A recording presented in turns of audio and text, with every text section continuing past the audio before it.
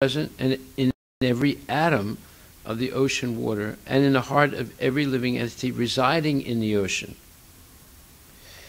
along with the individual souls in every aquatic living entity. Thus, everything is personal, whether it is moving or non-moving, living or dead, animate or inanimate. Lord Krishna is all-pervading in the material and spiritual worlds, and the individual living entities are also all-pervading. This is confirmed by the following. Achedyo yam madayo yam kledyo sosya evacha nitya sarva gata stanur achalo yam sanatanaha.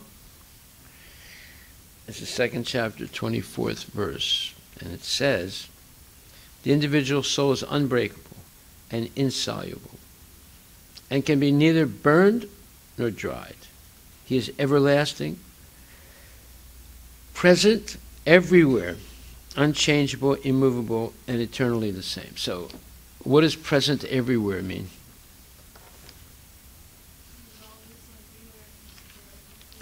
So, if the individual soul is present everywhere, and Krishna is in the heart of the individual soul, then is there anywhere in the universe where there are no persons? No. So everything is personal. What appears to be impersonal, again, is due to imperfect vision.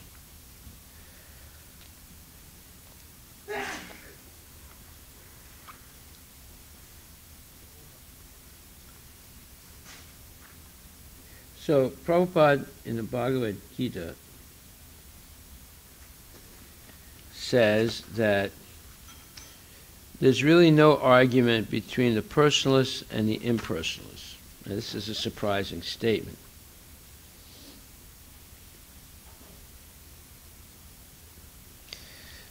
In the second chapter, 63rd verse, Prabhupada says,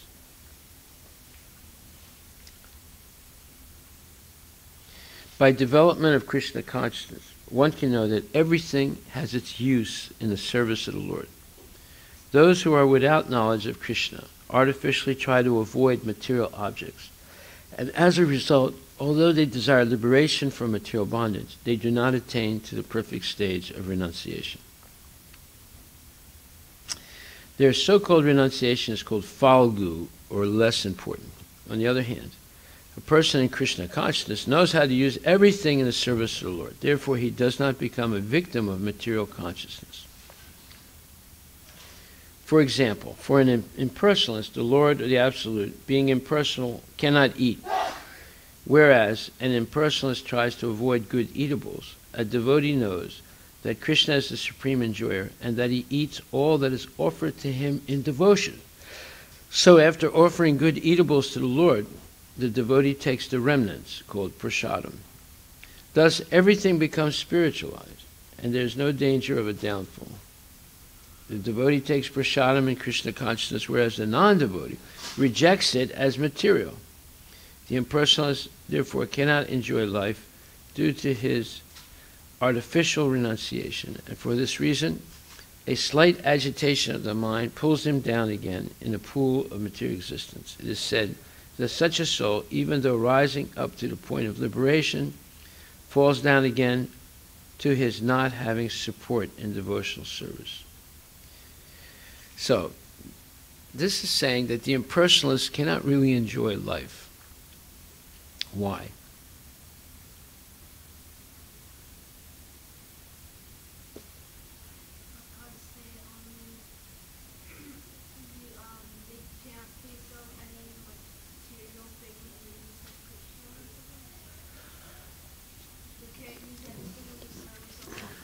That's partially, yeah, that's correct. In other words, they don't think Krishna has a body. He doesn't really eat. So therefore, they don't offer him nice prasadam, nice food. But the devotees know that Krishna has a tongue, he has everything. So they offer him very nice prasadam, or food, And if Krishna accepts it, it becomes prasadam, and he offers it back to the devotees. So the devotees actually enjoy life, serving Krishna. Whereas the impersonalist rejects life. He says, oh, this is Maya, that's Maya, everything is Maya. Even Krishna is Maya. So they cannot really enjoy life. Then Prabhupada says, there is a common controversy over whether the Supreme Absolute Truth is personal or impersonal. All right? Just write this down 1 second.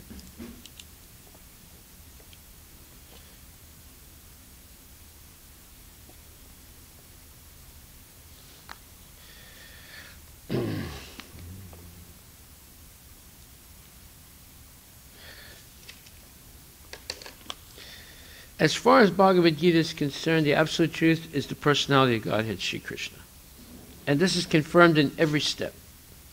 In this verse in particular, it is stressed that the Absolute Truth is a person. Well, what verse is he talking about? Matak parataram nanyat kinchit asti dhananjaya mai sarvamidam protram sutre manigana iva. Krishna tells Arjuna, O conqueror of wealth, there's no truth superior to me. Everything rests upon me as pearls are strung on a thread. So in other words, there's nothing superior to Krishna.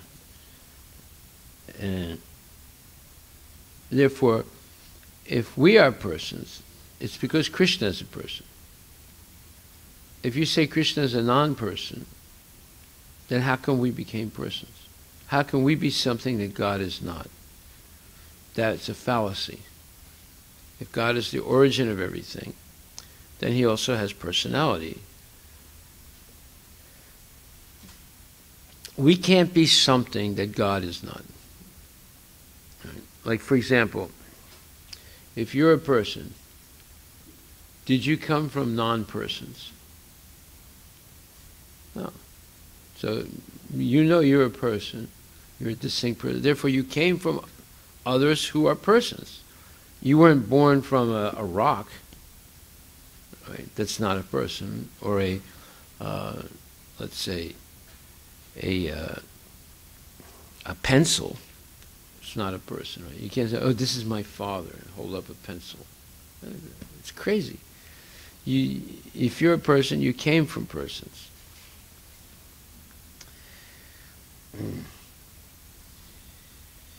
That the personality of Godhead is the Supreme Absolute Truth is also the affirmation of the Brahma Samhita. Ishvara Parama Krishna Satchitananda Vigraha. The Supreme Absolute Truth is named Krishna, and he has a body made of eternity, bliss, and knowledge. So this is the affirmation. What does that mean? Affirmation of Brahma. Affirmation means it's bona fide statement. A-F-F-I-R-M-A-T-I-O-N, affirmation. That means that Brahma, who's the secondary creator of the whole material universe, he's an expert. And he says Krishna is a person. So we have to accept it.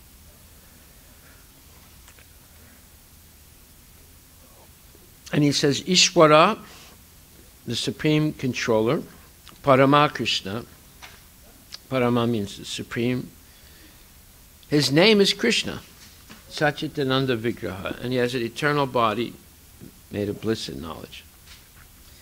That is the Supreme Absolute Truth, personality of Godhead, is Krishna, who is the primeval Lord, the reservoir of all pleasure, Govinda, and the eternal form of complete bliss and knowledge. These authorities leave no doubt that the Absolute Truth is the Supreme Person, the cause of all causes. The impersonalist, however, argues on the strength of the Vedic version given in the Srutasvatara Upanishad 3.10. Tatu yad uttarataram tad arupam anamayam yad itad vidur amritaste bhavanti adher are dukam evapyanti. In the material world, Brahma, the primeval living entity within the universe, is understood to be the supreme amongst the demigods, human beings, and lower animals. But beyond Brahma, there is the transcendence, who has no material form and is free from all material contaminations. Anyone who can know him also becomes transcendental, but those who do not know him suffer the miseries of the material world.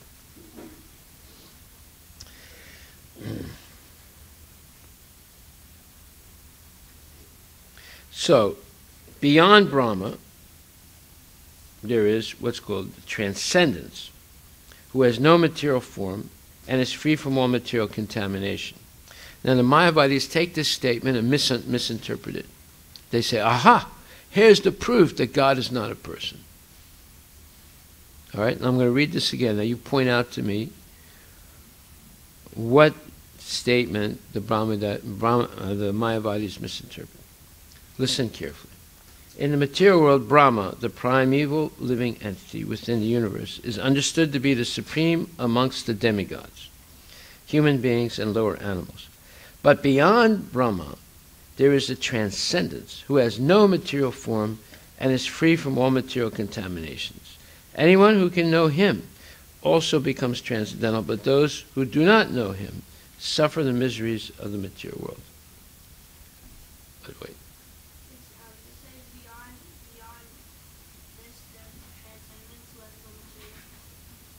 Right. Now, what is the incorrect interpretation by the Mayavadis? The incorrect interpretation of the Mayavadis is that they think that Krishna has no form. Right. What is the correct? Krishna has a material. No, they think Krishna has no form. But the real interpretation of Krishna actually is no material. Yeah. So when it says has no material form, it doesn't mean he has no form. It just means his form is not material. Got it? It doesn't preclude the fact that he has a spiritual form, which is made of Sat, Chit, Ananda, Vigraha. Vigraha means form of eternity, bliss, and knowledge. So he has different energies. And the energies making up his form are eternal. The energies making up our form are not.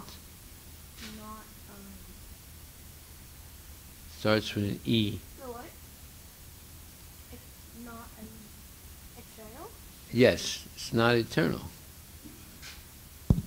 Our body is not eternal. Is Krishna's body eternal?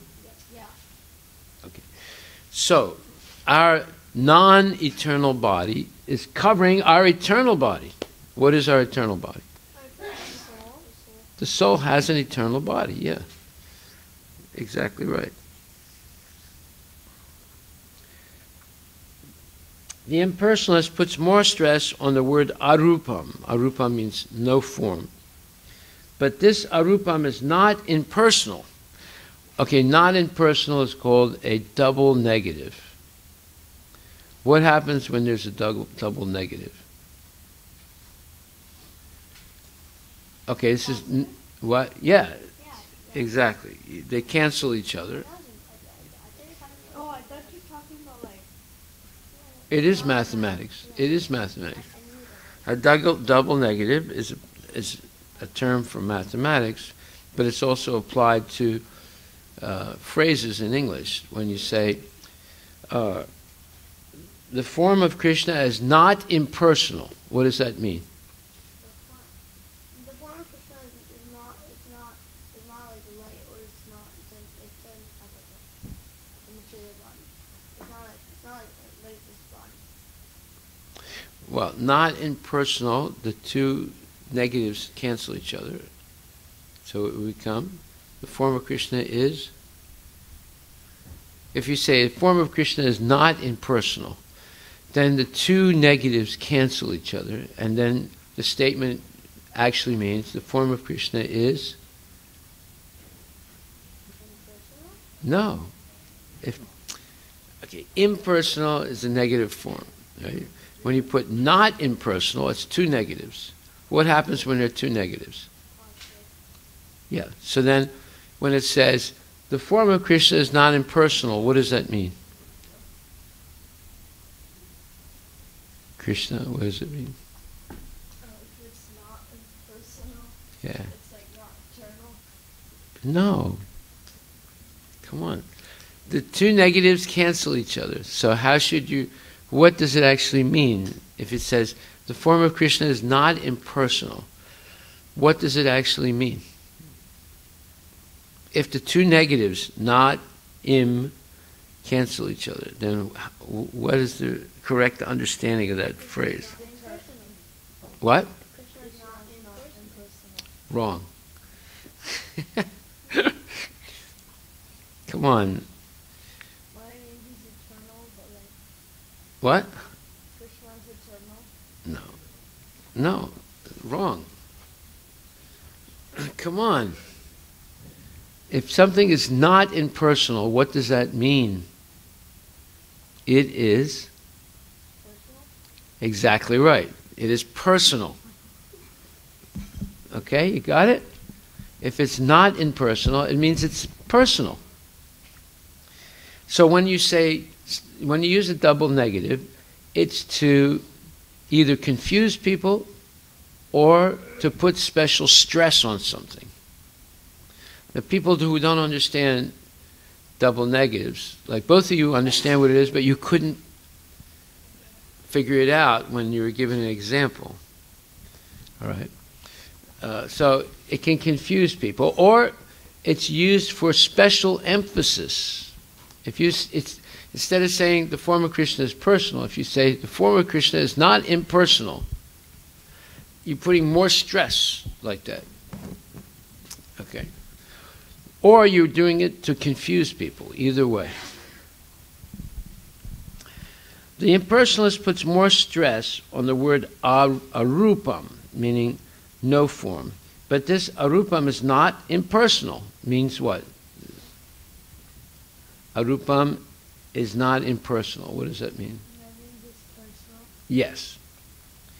It indicates the transcendental form of eternity, bliss, and knowledge, as described in the Brahma Samhita, quoted above.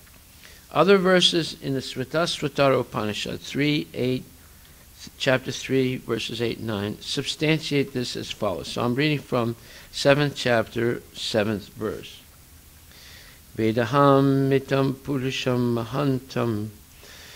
I know that Supreme Personality of Godhead, who is transcendental to all material conceptions of darkness, only he who knows him can transcend the bonds of birth and death. There is no way for liberation other than this knowledge of that Supreme Person. There is no truth superior to that Supreme Person, because he is the supermost. He is smaller than the smallest, and he is greater than the greatest. He is not situated as a silent tree, and he illumines the transcendental sky, and as a tree spreads its roots, he spreads his extensive energies. Okay, so here we have the Svatara Upanishad confirming that Krishna is not impersonal, which means? He's personal. Yes. And then here it says, Svatara Upanishad, I know that the Supreme Personality of Godhead, who is transcendental to all material conceptions of darkness. Only he who knows him can transcend the bonds of birth and death. There is no way for liberation other than this knowledge of the Supreme Person. So if you understand Krishna correctly, you will be liberated from birth and death.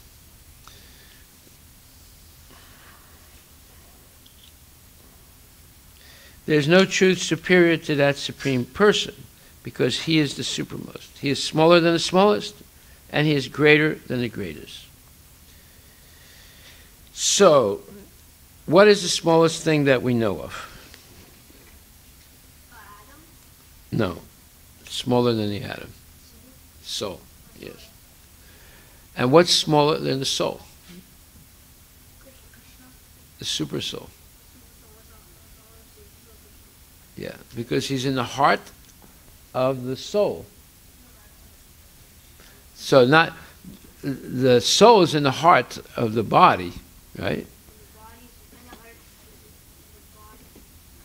And the super soul is in the heart of the soul. No, super soul is Krishna. Right? It's the expansion of the Lord. Shirodakshai Vishnu. Okay. From these verses, one concludes that the Supreme Absolute Truth is the Supreme Personality of Godhead, who is all-pervading by his multiple energies, both material and spiritual. What does this mean? All-pervading. What does all-pervading? ALL-PERVADING.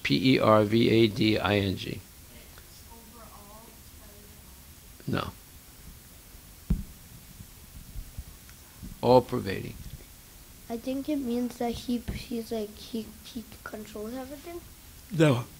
Well, that's true, but that's not what it means. All-pervading. If you were all-pervading, what would it mean? It would mean that I could do anything I want. No. All-pervading means present everywhere. There's no place that Krishna is not present. Huh? Right. All-pervading means he's present everywhere. Okay. Both in the material and in the spiritual worlds.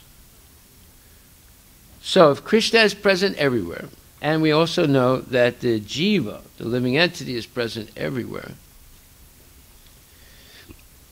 How do we know that? Well, it's verse, 2nd chapter, verse Klidyo Yam Madayo Yam. I'm sorry. 24th verse. Klidyo Yam Adayo Yam. No. Achedyo Yam Adayo Yam. Akledyo Sosya Evacha. Nitya Sarva Gata Stanur Achalo Yam Sanatana. You have your Bhagavad Gitas?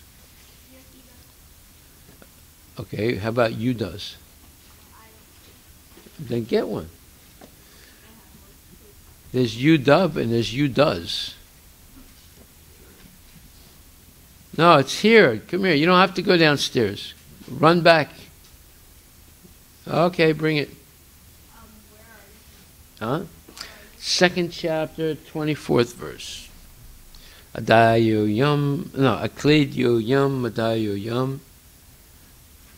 No, achedyo yam, adayo yam, akledyo sosya evacha, nitya sarva gatastanur, achalo yam, sanatana. Okay, read that. What does it say? Yeah, go ahead.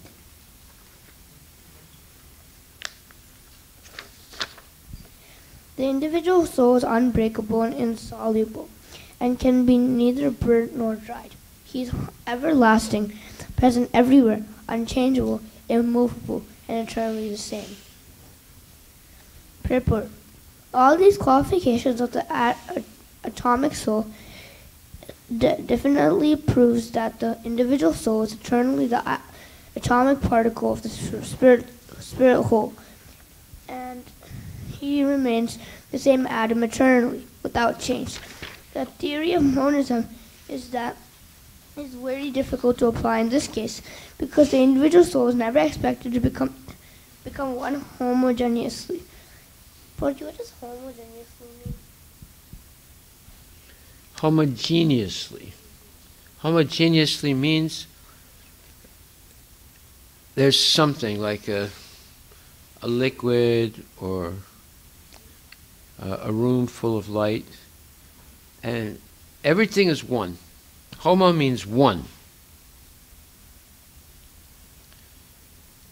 Right? Everything is filled with light and water? Yeah. Or there's water, it's homogeneous, it means the whole thing is water. There's nothing else in it. What does non mean?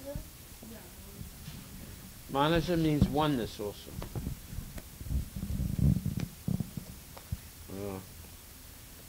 My dictionary. Where's my dictionary? Okay. Good. Homogeneous. Homo can also mean man. Oh, that's not it. Something that like everything. Is monism like eternal one or something? Manasa means one. What? Yeah, go ahead. Should I continue reading? Huh? Should I continue reading first? No, let me give the definition of homogeneous. You find it? Oh, here's my... Oh, no, that's not it.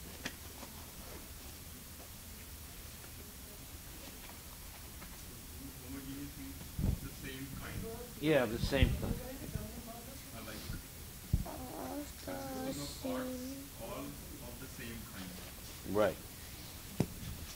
That's homogeneous. Got it? And monist means one. Okay. And homogeneous means of the same kind. Okay. Go ahead, read. After liberation So from now read the sentence. The theory of monism. the theory of monism is very difficult to apply in this case because the individual soul is never expected to become one homogeneous. So you see, monism and homogeneous are in the same sentence, and they approximately mean the same thing. After liberation from material. So, when it says the individual soul is never expected to be one homogeneously, what does that mean exactly? The soul is never expected to be like all of the same kind. All of our souls can't be like all of the same kind. Right, What? exactly right. All of our souls can't be the same. Yeah, like is Advait the same as Krishna? No, not at all. Is Arush the same as Advait? No. So if you were all the same, then you would say that the individual soul is one homogeneously. That's what the Mayavadis say. But it's not true. Is Arush Krishna too? No. Is Krishna too Advait? No. No. So you're distinct persons. So you're not homogeneous. What the Mayavadis think? Are they saying it like we all have souls and they're all the same kind? No, they're saying there's only one soul. No. They said there's only one soul and that's Brahma. Yeah. And your soul, Advait soul, Arush soul, it's all Maya. It doesn't really exist as an individual. It's Maya. Why? What does Mayavadi mean? That they don't believe in God.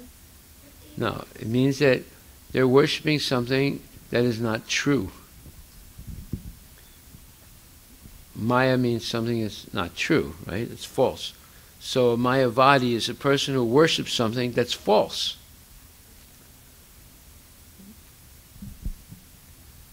Okay? After liberation from material contamination, the atomic soul may prefer to remain as a spiritual spark in the effulgent rays of the Supreme Personality of Godhead. But the intelligent souls enter into the spiritual planets to associate with the Supreme Personality of Godhead.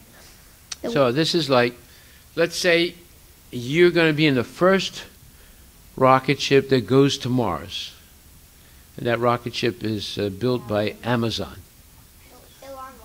Huh? What? Oh, SpaceX is Tesla? No, but Amazon's going to beat Tesla. You'll see. They're going to be. Anyway, let's say it's Tesla. So,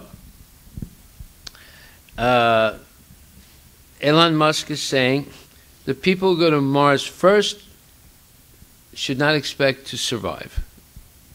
What does that mean?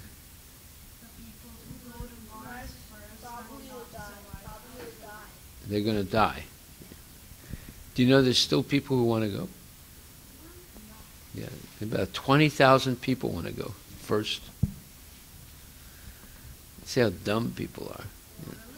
Yeah. Someone in your class? So, the point is that let's say you want to be one of the first to go to Mars. What? So, and the Mayavadis are similar to people who want to go to Mars first. Why?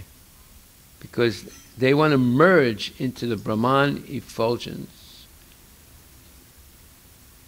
by rejecting their own individuality. What does that mean? They don't think they're individual, and they want to go to Brahma thinking that they're not individual. Yes. So that is like committing suicide. What does suicide mean? Killing yourself.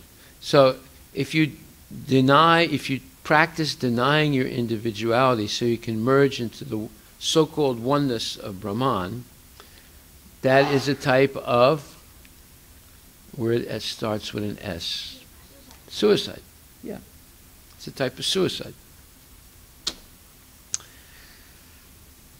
So it says here, after liberation from material contamination, let's look at the text, the atomic soul may prefer to remain as a spiritual spark in the effulgent rays of the Supreme Personality of Godhead. But the intelligent souls enter into the spiritual planets to associate with the Personality of Godhead. So what does this mean? Can you explain? Arush, try it.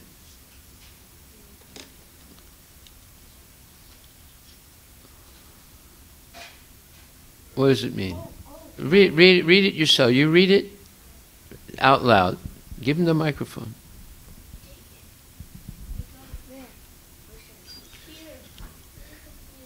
It's the last sentence of the first paragraph. After liberation from material contamination. After liberation from material contamination, the atomic soul may prefer to remain as a spiritual spark in the effulgent rays of the Supreme Personality of Godhead. But the intelligent souls enter into the spiritual planets to associate with the Personality of Godhead. What does that mean? Explain it in your own words. You can look at it and try and explain it. After liberation. Yeah, come on, look at it. Look at it and explain what it means. Try and understand. Ask a question about something if you don't understand. Liberation. Just like they asked, what does homogeneous mean, or what does monist mean, right? So if there's something you don't understand, ask a question. After souls do liberation,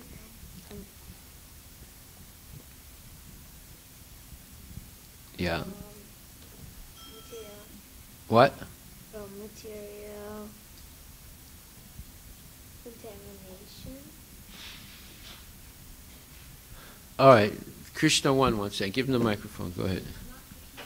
Krishna 2. I think it's like Is that the answer? they say that the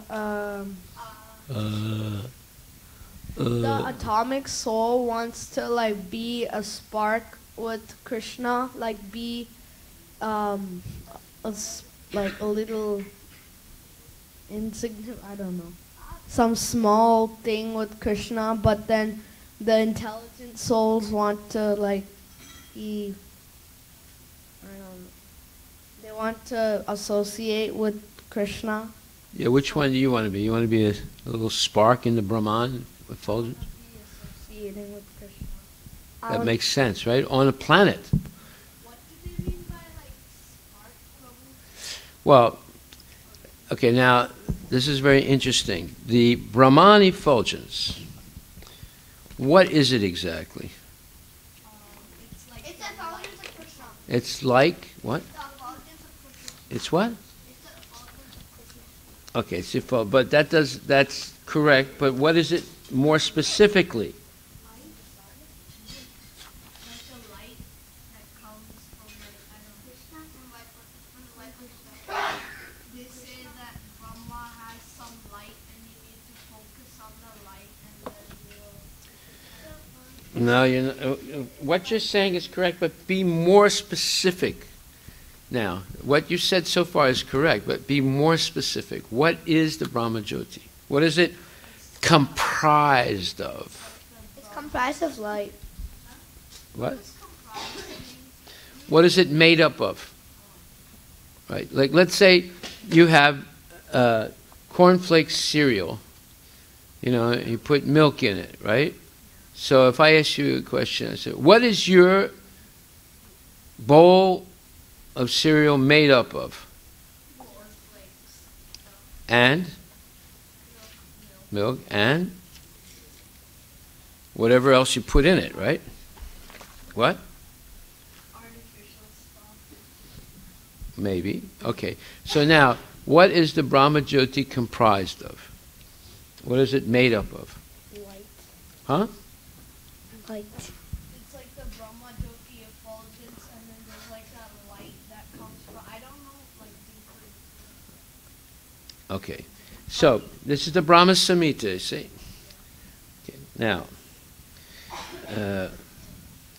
Brahma Samhita text 16, write this down, and Brahma Samhita text 21 is going to explain what the Brahma Jyoti is made of. Brahma Samhita 16 and Brahma Samhita 21. Did you say 5.16 and 5.21? Yeah. All right, in the purport to 5.16 it says,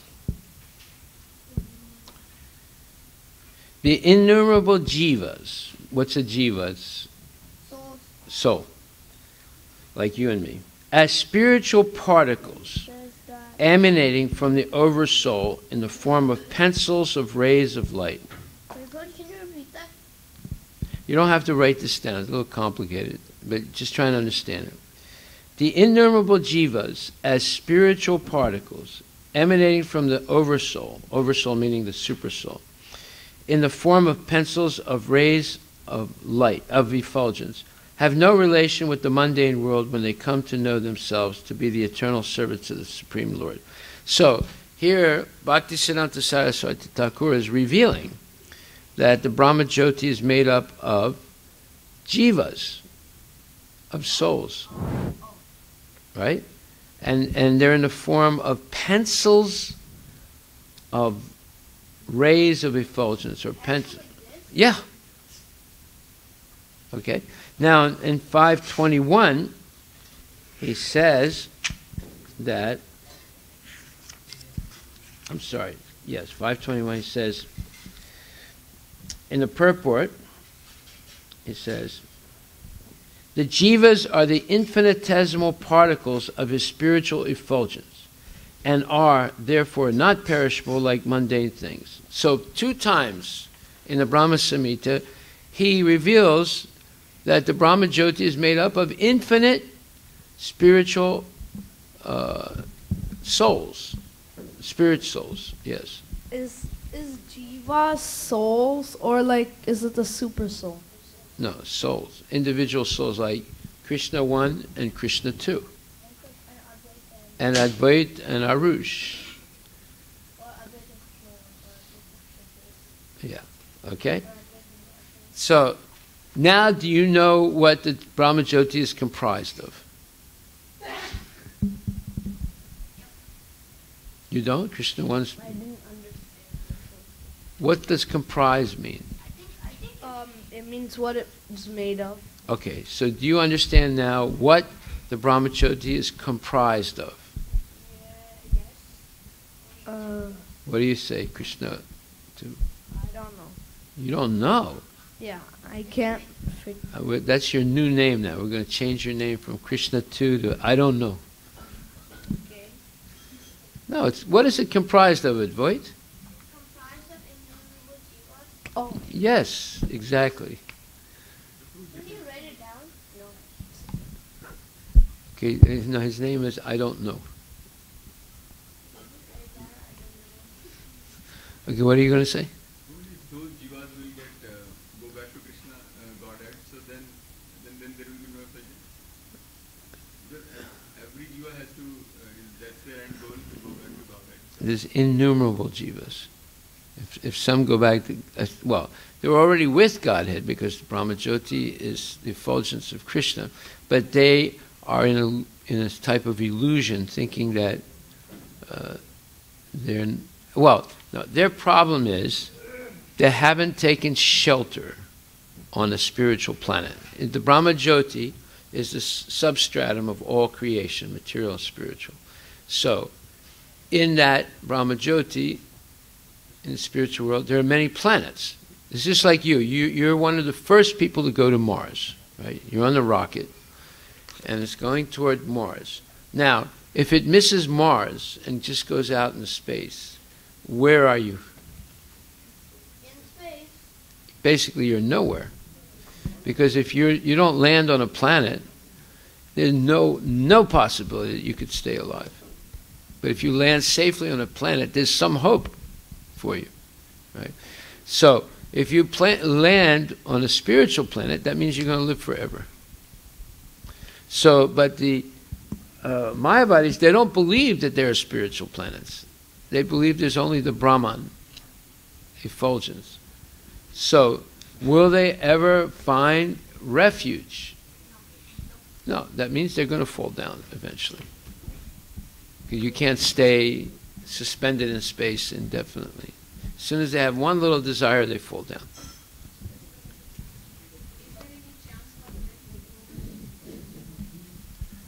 Is there any chance for them?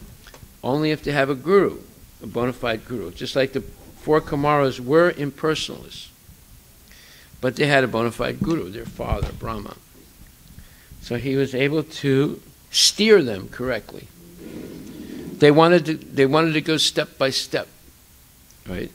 So one of the steps is from the material world you go to Brahman, and from Brahman, Paramatma realization, then from Paramatma realization to Krishna. If you have a bona fide guru, you can do it. But if you have a Mayavadi as a guru, you get stuck and you fall down. You can't go beyond Brahman, and you'll fall down because you're not taking shelter of a Vaikuntha planet or Goloka. You understand? Just like if you're in a spaceship going to Mars and a spaceship misses Mars and just goes out into open space. No, you miss Jupiter also because it's not aimed at Jupiter, you understand?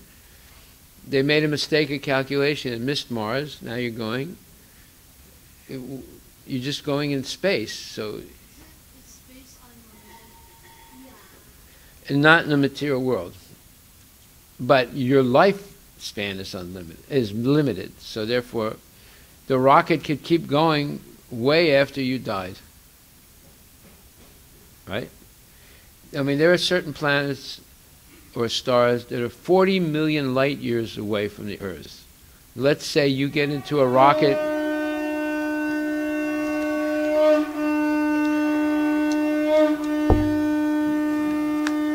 You get into a rocket to go 40 million light years away.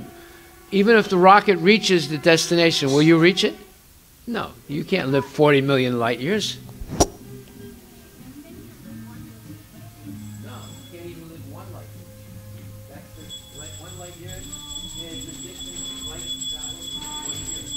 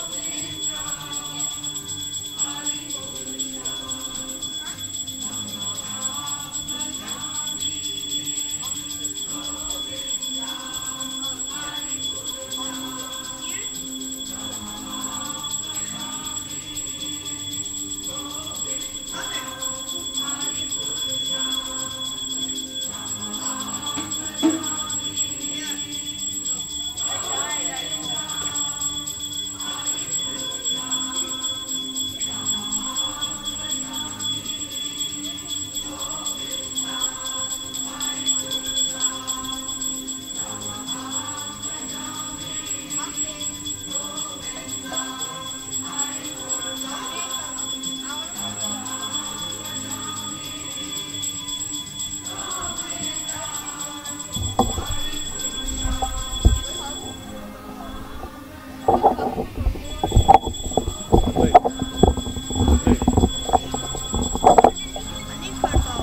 give it to you. Thank you.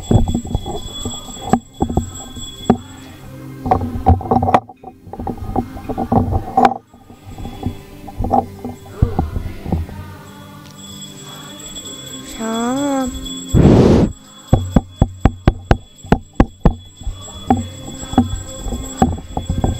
What beat? Probably.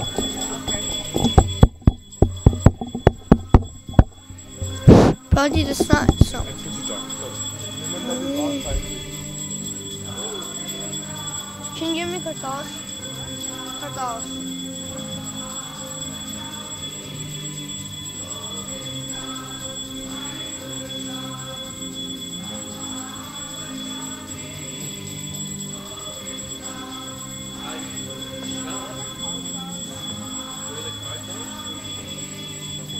Govinda.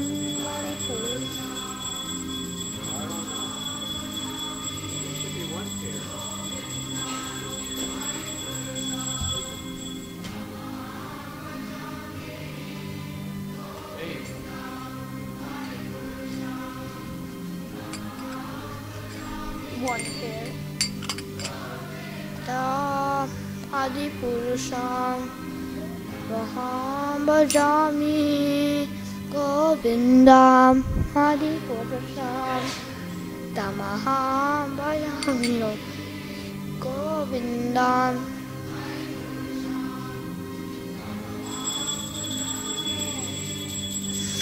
Govindam.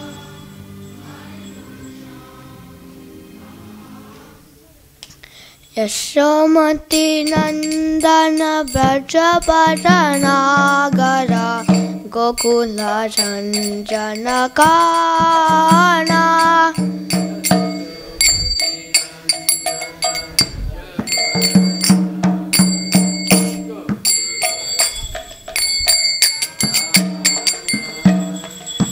Yashomati Nandana Brajapadanagara Gokula Janjana Kana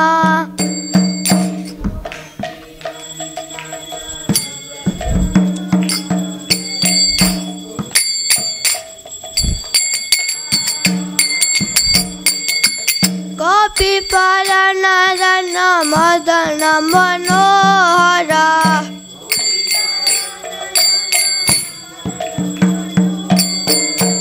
Gopi Paranadana Madana Manohara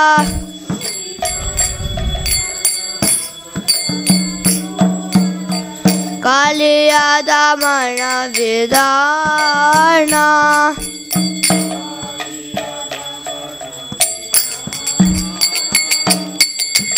Amala Harina Mamiya Vidasa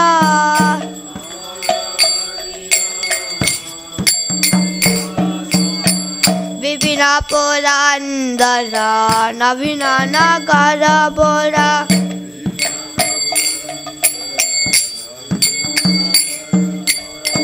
Vamshivatana Subhasha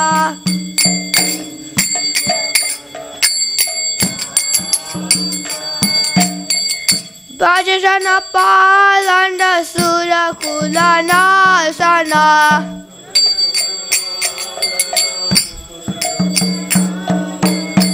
Bhajana Palanda Sura Kulana Sana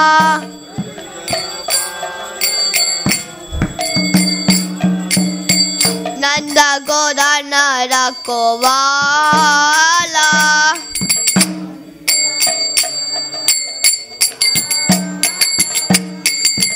Govinda Madhavana Vanita Taskara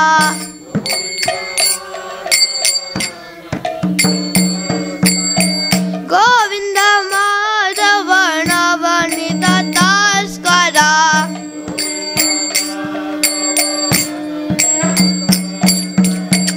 Sundarananda Gopala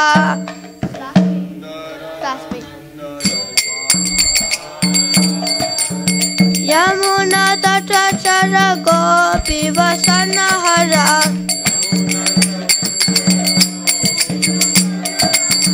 Rasa rasika kripa moya.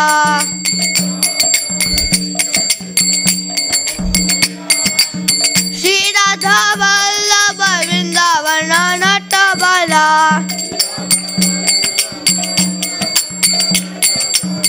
Bhakti Vinoda Shaya.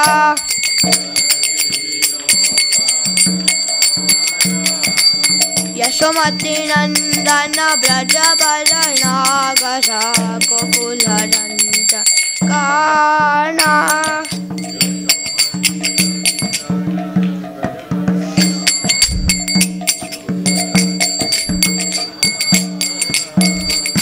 Shomati Nandana Braja Balana Gasha Kokula Ranja Kana.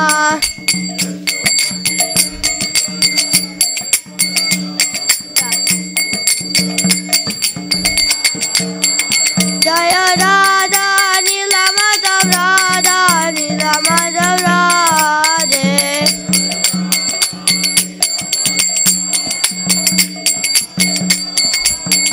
Jaya Radha Nila Madhav Radha Nila Madhav Radhe.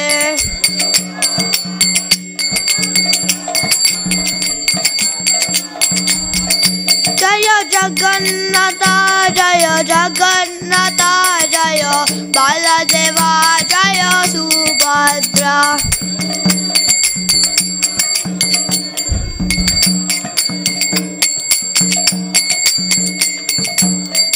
Jaya Sita Ram Jaya Sita Ram Jaya Sita Ram Jaya Lakshmana Hanuman.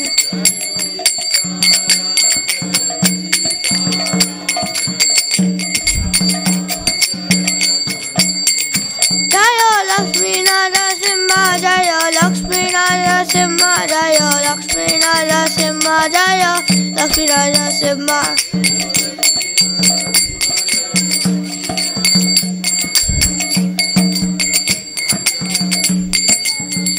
Jaya Gauranita Jaya Gauranita Jaya Gauranita Jaya Gauranita.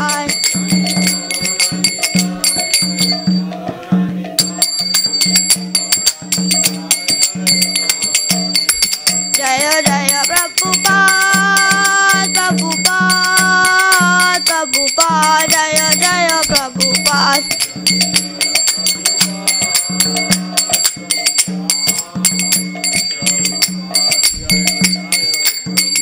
Jaya Jaya Gurudev Gurudev Gurudev Jaya Jaya Gurudev.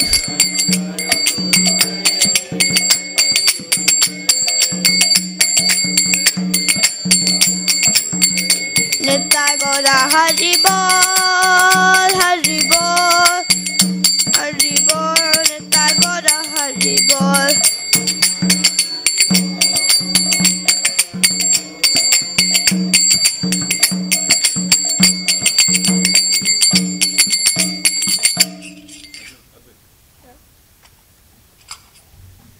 Jaya Vishnupada Paramahamsa Parivrajakaacharya Astotra Sata Shri Srimati His Divine Grace A.C. Bhaktivedanta Swami Srila Prabhupada Ki. Jaya Vishnupada Paramahamsa Parivrajakaacharya Astotra Sata Shri Srimati His Divine Grace Bhakti Siddhanta Saraswati Goswami Maharaj Prabhupada Ki. Namacharya Shri Harivilas Thakur Ki. Prem Se Kaho Shri Krishna Chaitanya Prabhu Nityananda Shri Advaita Gadadhara Srivasadi Gaur Bhakta Vrinda Ki. Shri Shri Radha Krishna Gopa Gopinath Shama Kunda Radha Kunda Giri Govardhan Ki. Shri Vrindavan Dham Ki. Jai Mayapur Dham Ki. Jai Jagannathpur Ganga Mai Ki. Jai Yamuna Mai Ki. Jai Bhakti Dev Ki. Tulsi Dev Ki. Jai Harinam Maharagna Ki. Nitai Gaur Nandi Hare Hare Bol. All glories to the Samudvaris Hare Krishna. All glories to the Samudvaris Hare Krishna. All glories to the Samudvaris Hare Krishna. All glories to Sri Guru Ganga Srila Prabhupada Ki. Jai.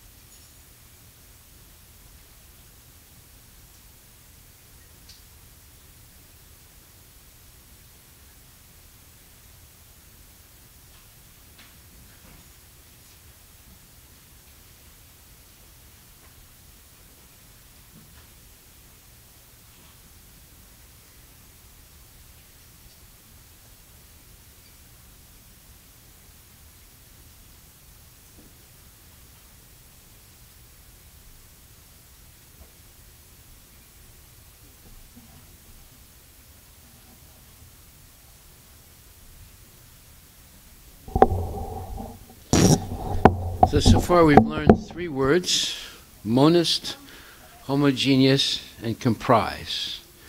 So what is a monist, Krishna? Monist, yes, oneness. And homogeneous, you know what I mean? Right. And comprise? Comprise means like it's made of love. Very good. Okay. And then we discussed why people conceive of impersonalism. Why? I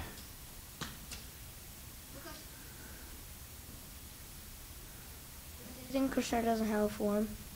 No, I know, but why do they... Give me an example. What about the airplane example? So like Okay, give it to him. Go ahead. What was the airplane example? Oh, the airplane, it goes up and up and up, and then it merges into the sky, and then you can't see it. But it's because of your imperfect senses that you can't see it. Right, so impersonalism, the concept of impersonal is due to imperfect senses, not being able to see things properly. Right. Now, then we discussed what the Brahmajyoti is comprised of. What is it comprised of? Is it... Oh yeah, the innumerable jivas. Innumerable? What is a jiva? Soul, right. But if you just look at light, it just looks like light, right?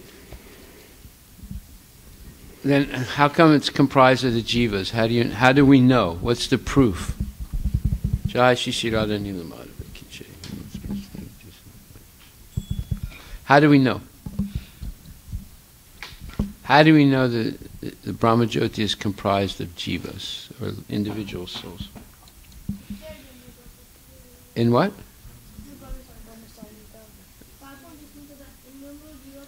Okay, it's 2 verses, 5.16 and 5.21 in the Brahma Samhita. Lord Brahma himself says, and he's a Mahajan. Okay, so, and then we quoted a verse in the 2nd chapter. Remember which verse that is? 2.24. What does it say? What does that verse say? Achedyo yam madayo yam akledyo sosya evacha. What? Okay, well, let's finish reading it. What does it say, though?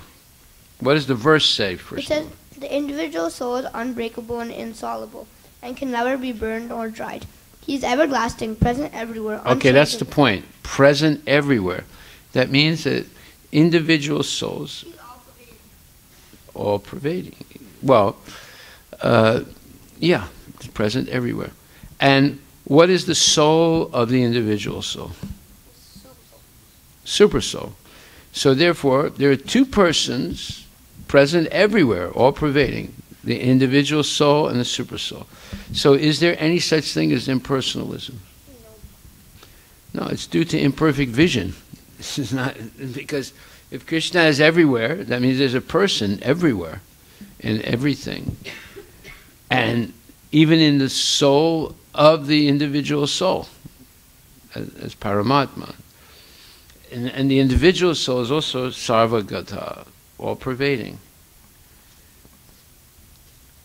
Okay. Also, Krishna says, all right, finish that purport. Go ahead. The word sarvagata, all pervading, is significant because there's no doubt that living entities are all over God's creation. They live on the land, in the water, in the air, within the earth, and even within fire. The belief that they are sterilized. Sterilized. What does that mean? Sterilized. You know? Yes. Huh? What? Cleansed. Yeah, purified. Yeah, sterilized means it's purified. So let's say you have a pin and you want to take a splinter out of your finger. So you sterilize the pin. How do you sterilize it? Take it out. No. You clean it. Okay, you clean it, but how are the different ways to clean the pin? What? A cloth? What if the cloth is dirty? Yes. Yeah, you can try washing it, but usually what people do is they take a match and hold it to the tip of the pin until it gets red hot. Huh? Yeah, you put it in fire or something. Yeah, so the assumption is that the fire will kill everything. But according to what we just read, is that true? Nope. The belief that they are sterilized in fire is not acceptable because it is clearly stated here that the soul cannot be burned by fire. So there are some living entities that live in fire. Yeah. Yes, Arush. Where is that? Where are they? Or where are they? Or why do they not die when there's fire? What? Yeah, fire. Yeah, he's a person, right? His name's Vivaswan, right? Or Surya, right? So how come he doesn't burn up, although he lives on the sun? His body is principally made out of fire. Yes. It's one of the four fundamental elements. Now, our bodies are made up of what? Earth, water, fire, air, ether. Okay, but what is it made of mostly? Water, yeah, and earth. But where's the fire in the body? Do you see? Is there a match somewhere in your body? So where's the fire? Yes, it's the fire's in the stomach. It's in the form of hydrochloric acid. If you put hydrochloric acid on your finger, what will happen? Huh? It'll burn. Yeah, you'll get a scar. Now, if there's hydrochloric acid in your stomach, how come your stomach doesn't burn up? That's a non-answer. Yeah. I mean, in a very general sense, you answered, but that's not specific. How come the stomach does not burn if there's fire in the stomach? If there's hydrochloric acid in the stomach? If you put it on your finger, it would burn you. How come you have it in your stomach and it doesn't burn you? Anybody know? It's because of mucus. Mucus protects the lining of the stomach from being burned. And when you have a problem of making... Are you putting your finger in your mouth? Again, go wash your hands. Don't put the Bhagavad Gita on the ground. Put it on your book. Yeah. So, you produce every day between 1 quart and 1.5 quarts of mucus. No, there's such a thing as good mucus, and there's such a thing as bad mucus. Right. What does bad mucus look like? What does bad mucus look like? Yeah, it looks dark yellow, a little bit of green, and it's very sticky, and right. And what does good mucus look like? What? It's perfectly clear. It looks like it's water. It's very slightly sticky, not very sticky. Right. So that good mucus is protecting your body. It protects your sinuses, it protects your throat, it protects your esophagus, it protects your stomach. And how does the good mucus turn into bad mucus? What? Yeah, there's germs. Now mucus, the purpose of mucus is to purify germs. They get stuck. It's just like, you ever see fly paper? You know what fly paper? Basically what happens is like the germs, they get stuck in the mucus, so they can't get in something. They can't get into your lungs, right? So when you breathe and you have mucus, good mucus in your nose, it gets stuck in the mucus, and then you blow your nose and it goes away, or you spit and it goes away. So mucus is protecting the body, but sometimes mucus becomes bad mucus. How is that? Oh, no, the germs like stick into it and then they die and then it's so ugly. Well, yes and no. You see, mucus contains a sticky substance, right?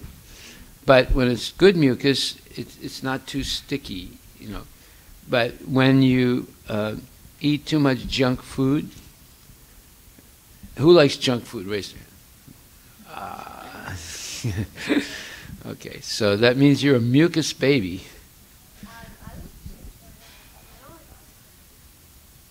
Okay. Okay. So when you eat junk food, and when you have unclean habits, and you're exposed to outside viruses and things like that, at that time, the mucus can become thick and you know, smelly and not nice, and it can, and instead of your stomach being lined with good mucus, it gets lined with bad mucus. Well, the bad mucus inhibits or stops the proper digestion because it's become very thick, and it can become thick and very, very, let's say, a very powerful obstruction. So then people who have this mucus lining their whole intestinal tract, beginning with the stomach, they develop anemia.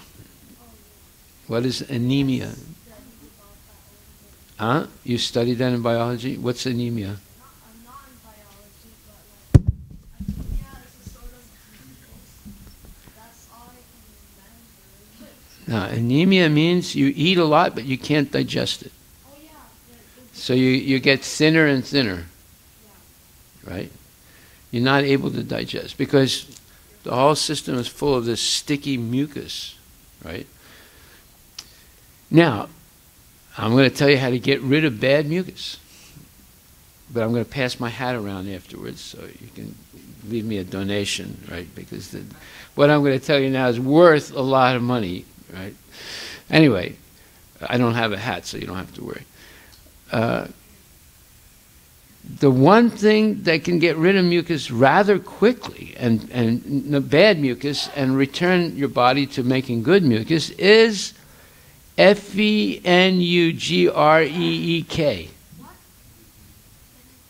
F-E-N-U-G-R-E-E-K. Fenugreek, yes. What is fenugreek in Hindi? What do you say in Hindi, fenugreek? Methi, yeah, little seed like that. If you eat enough methi every day, it purifies all the mucus in your body. Right? So methi is a very powerful little seed. Of course, nobody takes it seriously, you know.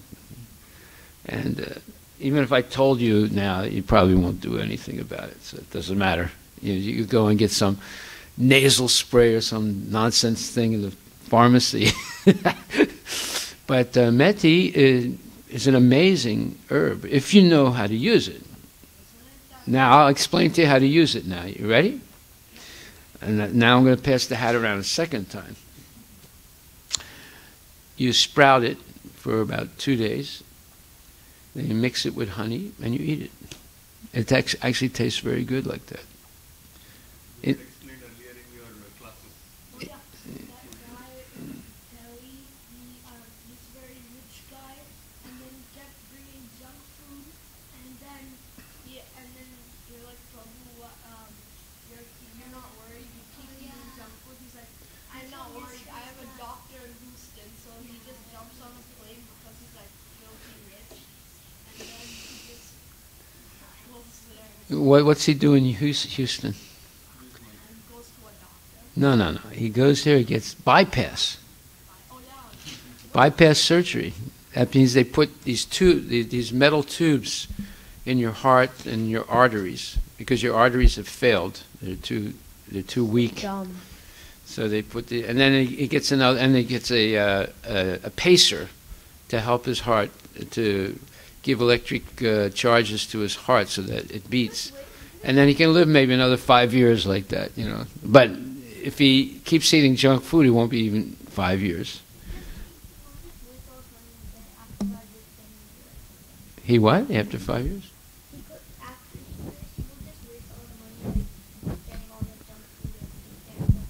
Yeah, it's sad. Okay, so now we come back. No more health advice. We'll come back. So we read 224. You didn't finish it though.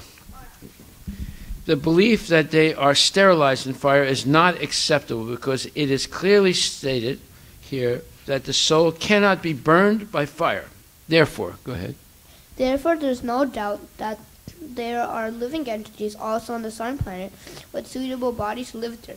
If the sun globe is uninhabited, then the word sarvagata, living everywhere, becomes meaningless. You're reading too fast and you're mumbling your words. You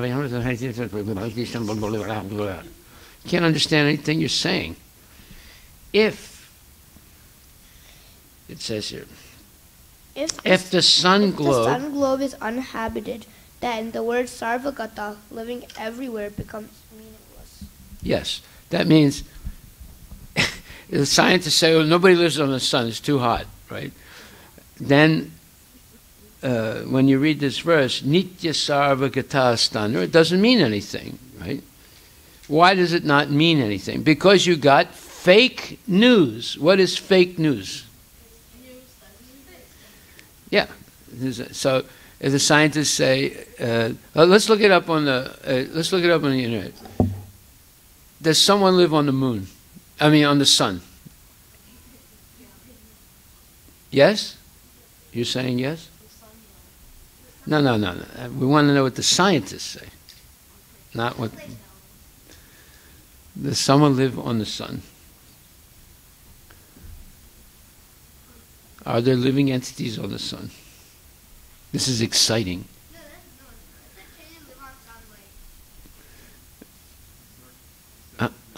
Huh?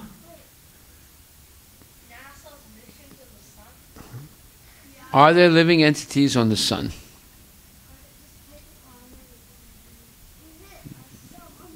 not searching exactly. It's saying, can you live without sun or... No. Does somebody live on the sun?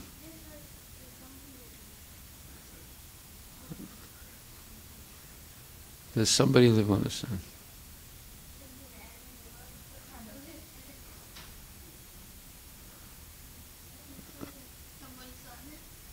Okay, what's it say? Huh? Wow, this is exciting. What's it say? Huh? It's searching something like how close could a person get to sun and survive. It's trying to search after this text. I'm searching, does somebody live on the sun? Yeah. But it's not finding exactly. That means there's no answer. Yes. Right. It's not possible, right?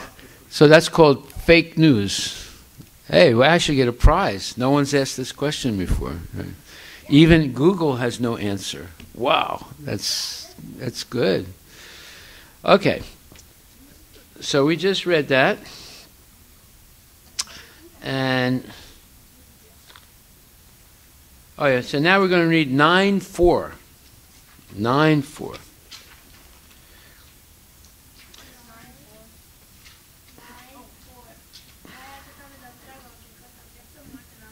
Okay, can you use the microphone, please? We can't.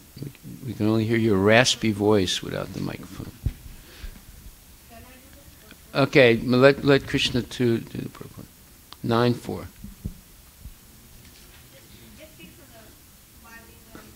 Go ahead.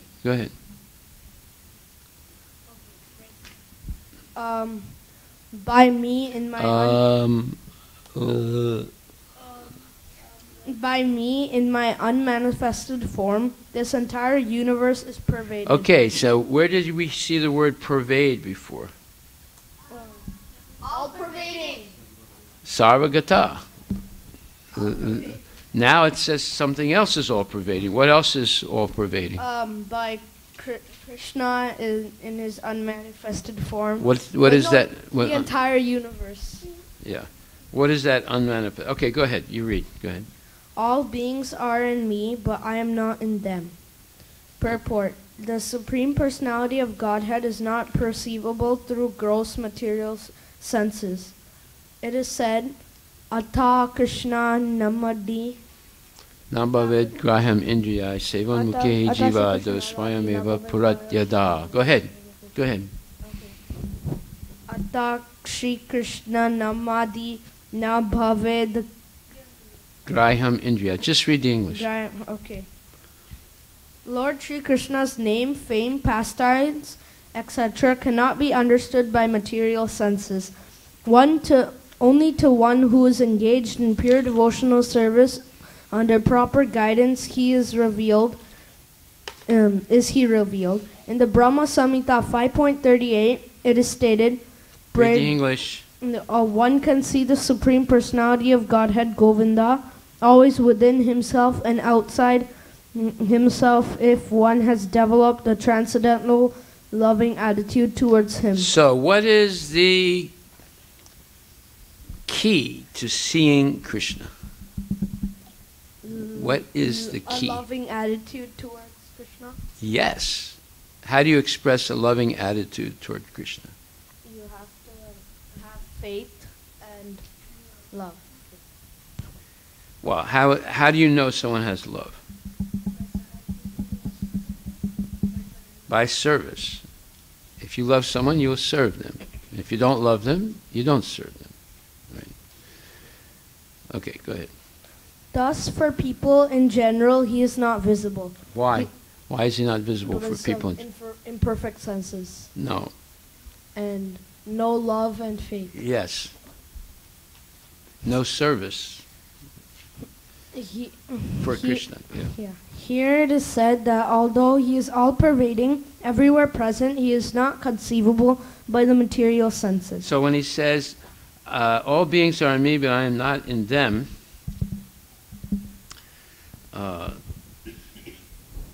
why is it that people, even though he's present everywhere, in the heart of everyone also, why is it people can't see him? Because they don't have faith and love for Krishna, and they don't care.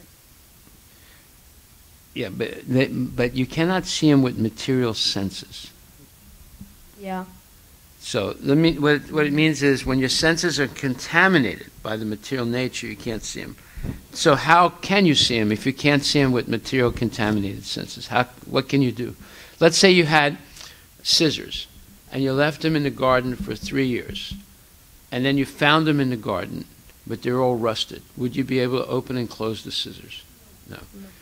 Is it possible to get the scissors working again? Yeah. How would you do it? Oil. Oh, special oil. Which one? I have no idea. WD-40. You go to Home Depot and you buy it.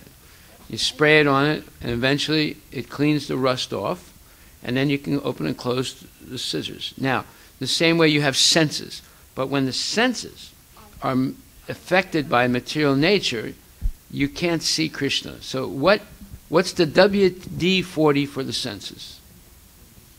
Huh? Hare Krishna, Krishna Krishna, Hare Hare. Hare Rama, Rama Rama, Hare. And associating with devotees, chanting in the association of devotees, engaging in devotional service, dancing. Prabhupada says dancing is scientific. Dancing for Krishna is scientific. And you can sterilize the senses. Go ahead. This is indicated here by the word of what? Avyakta Murtina. Avyakta Murtina. But actually, although we cannot see him, everything is resting in him. Avyakta Murtina means the unseen Murti, the unseen person. But actually, although we cannot see him, everything is resting in him. As we have discussed in the 7th chapter, the entire material cosmic manifestation is only a combination of his two different energies, the superior spiritual energy and the inferior material energy. So everything you see in this world, all persons, all living entities, all objects, is simply a combination of two things. What are those two things? The superior spiritual energy and... Wait a minute, one at a time. Okay, go ahead, Advoit. What is it? The superior spiritual energy and the inferior material Okay, what is the superior spiritual energy? It's the. It's an I'm just guessing because like superior means like overall like. Yeah. So what is the superior? Spiritual energy. It's the best superior energy. No, it's the like- soul. Yeah. And what's What? the inferior material energy? Huh? The body. Yeah, or the matter, right? So everything you see in creation or in this world is made up of soul and matter. Everything. Now, the tree does not have an individual soul like you and me, a jiva, but it has Paramatma present in every atom. So everything is made up of matter and soul. Go ahead. Just as the sunshine is spread all over the universe, the energy of the Lord spread all over the creation, and everything is resting in that energy. Yet one should not conclude that because he is spread all over, he has lost his personal existence.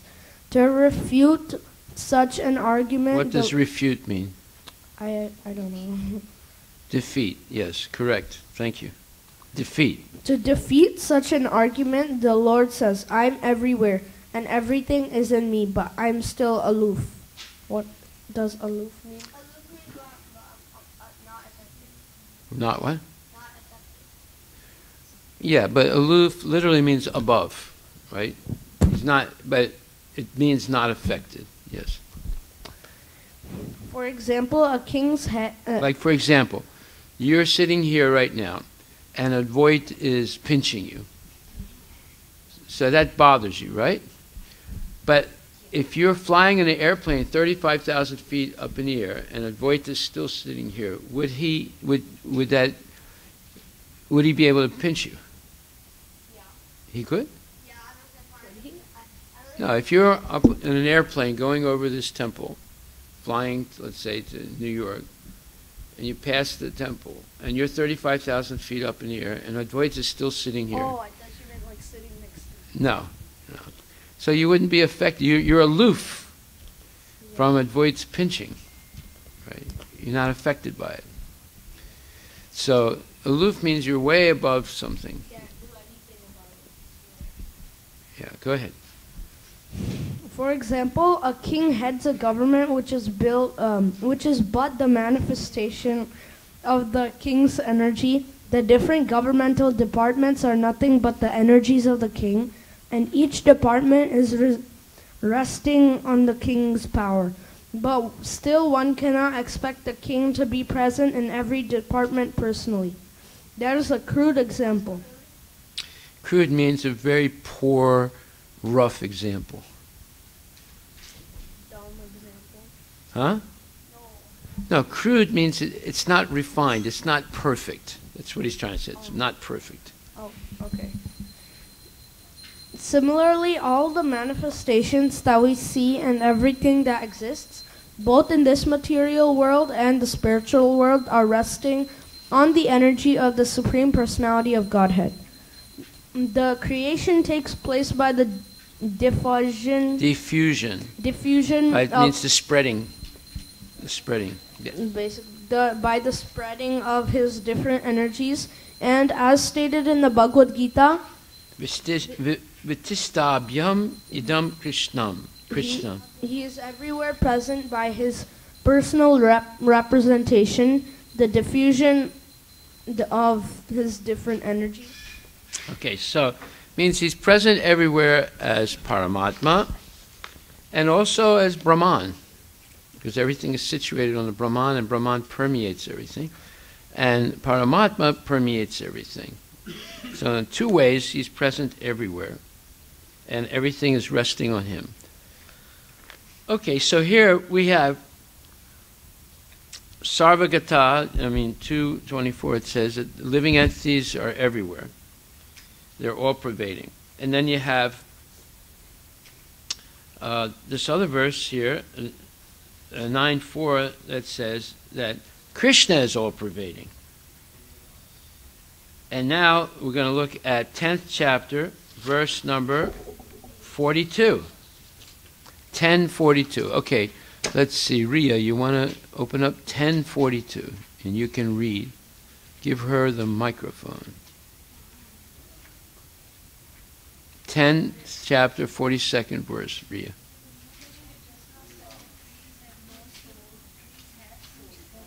I didn't say trees have no soul. Obviously, trees have a soul, yeah.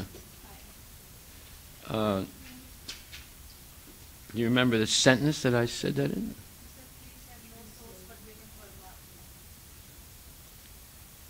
No, not trees. These, no.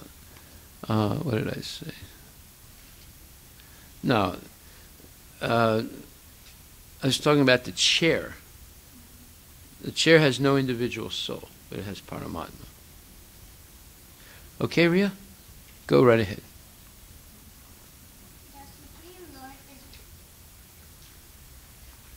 The Supreme Lord is represented throughout the entire material universes by his entering into all things as the Super Soul. The Lord here tells Arjuna that there is no point in understanding how things exist in their separate opulence and grandeur. Right. He should know that all things are existing due to Krishna's entering them as Super Soul. From Brahma, the most gigantic entity, on down to the smallest ant, all are existing because the Lord has entered each and all and is sustaining them. There is a mission that regularly propounds that worship of any demigod will lead one to the Supreme Personality of Godhead, or the Supreme Goal. But worship of demigods is thoroughly discouraged herein, because even the greatest demigods like Brahma and Shiva represent only part of the opulence of the Supreme Lord. He is the origin of everyone born, and no one is greater than him. He is Asamodva, which means that no one is superior to him and that no one is equal to him. In the Padma Purana, it is said that one who considers the Supreme Lord Krishna in the same category with demigods, be they even Brahma or Shiva, becomes at once an atheist.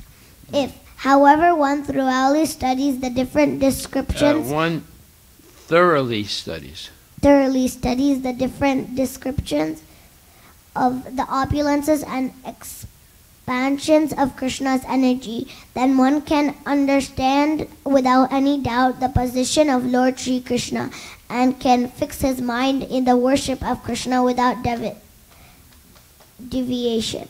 Right. The Lord is all-pervading by the expansion of his partial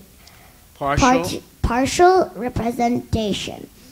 The Super Soul who enters into everything that is. Pure devotees therefore concentrate their mind in Krishna consciousness, in full devotional service.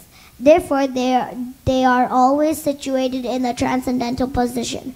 Devotional service and worship of Krishna are very clearly indicated in this chapter, in verses 8 through 11. That is the way of pure devotional service. How one can attain the highest devotional perfection of association with the Supreme Personality of Godhead has been thoroughly explained in this chapter. Srila Baladev Vidya Bhushana, a great acharya in disciplic succession from Krishna, concludes his commentary on this chapter by saying, That's all right, just read the English. From Lord Krishna's potent energy, even the powerful sun gets its power, and by Krishna's partial expansion, the whole world is maintained. Therefore, Lord Krishna is worshipable. Very good. So here, there are 3 verses that confirm that Krishna is all-pervading, and the living entity also is all-pervading. Okay. Therefore, everything in material nature is actually personal. Impersonality is an incorrect perception due to incomplete knowledge and the limited senses of human beings. For example, the light coming from a light bulb may seem impersonal. Does everyone agree with that? The background arrangement by which electricity flows to the light bulb and produces light is organized and directed by non-persons or persons? Persons. Listen, listen, listen, Krishna and Advaita.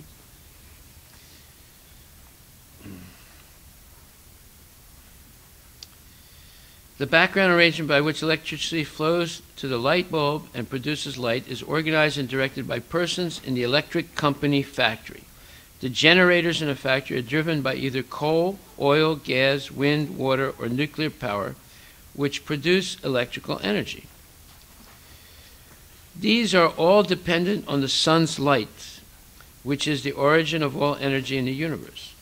Coal, oil, and gas are produced from ancient plants that captured the energy of the sunlight by photosynthesis and were compacted for a very long time. Water is produced by Krishna, who is the origin of all matter. The sunlight evaporates water from the vast ocean, and due to the engineering genius of Lord Krishna, vast amounts of water are suspended in the atmosphere. Winds move the clouds. The following quote explains, "The root of all weather is the sun." This is a quote from a science book. "The root of all weather is the sun, which heats the earth. The heating is uneven because of night and day, because different surfaces such as rocks and trees absorb and reflect sunlight in different amounts, and because sunlight hits the equator more directly than the poles. Uneven heat creates pressure differences, and wind flows between the areas of high and low pressure. Nuclear power." So the wind, the sun evaporates water from the ocean, and the water that evaporates is a very fine, fine mist. So because there are no real big drops, it's very fine mist, the air below holds it up. It's like an engineering miracle, and it forms a cloud. Then due to heat and cold, high and low pressure areas, wind pushes the clouds over land, and then when they come near mountains, it starts raining. Okay, and then the rain, either it rains or it snows, and the snow becomes compacted on the mountains, and then when spring comes, it melts and it flows down as rivers. So they use the river, the fast-flowing rivers, to turn the turbines and creates electricity. So you can create electricity with oil, gas, and oil, gasoline, or gas like propane. And then you can also produce oil, but with wind. I mean, electricity with wind. Or you can produce electricity with water. And then finally, nuclear power is produced from controlled nuclear fission, which is a process of bombarding radioactive, heavy, unstable elements with neutrons, by which the radioactive material is divided and a large amount of nuclear power is released by a chain reaction. Lord Krishna is the source of all matter. Bhumirapo nalo vayu kamano buddhirevacha. Earth, water, fire, air, ether, mind, intelligence, false ego. Altogether, these 8 constitute my separated material energies. He's present in every atom. All energy in the universe is coming from the expanding effulgence of his body, the Brahmajyoti. This effulgence enters the material universe by reflection off the sun and the moon, and subsequently is expanded all through the universe to sustain life. The Brahmajyoti effulgence is constituted by innumerable living entities, souls, which are compared to pencils of rays of effulgence. It is evident from the preceding that everything is personal in the spiritual and material worlds by virtue of Krishna's and the living entities' omnipresence. When we accept the axiomatic statements of the Vedic scriptures as infallible truth, we can begin to have the correct vision of material and spiritual reality. The materialistic atheistic view of reality factors the existence of Krishna out of their worldview. Therefore, they have a very limited understanding of the material world and no comprehension at all of the spiritual world. This precludes their ability to attain real peace, happiness, and love due to a vast misunderstanding of the purpose of life and how to attain it. So, this impersonal concept is fake news. There's nothing impersonal. Because if you analyze things in depth, you'll see that there's persons behind it or there's persons within it. So we'll stop right there today. Any questions? Yes?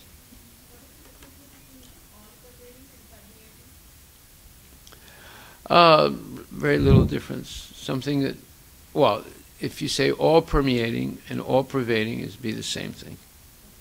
Right? Permeate, it doesn't mean it's all, it's something permeates everything. Like, for example, the sky is all pervading. In other words, in the sky, you have air. You have all objects, right? So it's pervading everything. It's within the body. It's within the rock, you know, the sky or ether. It's everywhere. But water can permeate a section of the earth. It doesn't mean it's everywhere. Okay.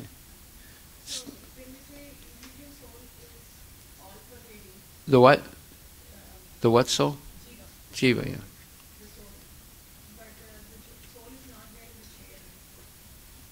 No, but I said Krishna as Paramatma is in the chair. So there's still a soul there, but it's not the individual jiva, it's Paramatma. He's in every atom. So, you know, Krishna is all pervading, you know, as Paramatma and even as Brahman, effulgence. And, but in this body there are two souls. There's the jiva and there's Paramatma, right? In the chair there's Paramatma, but he's in every atom of that chair, right?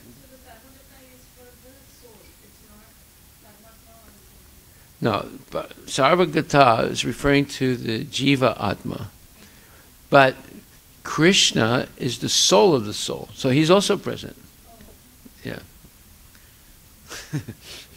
Haribol. Thank you very much. So we'll stop right there.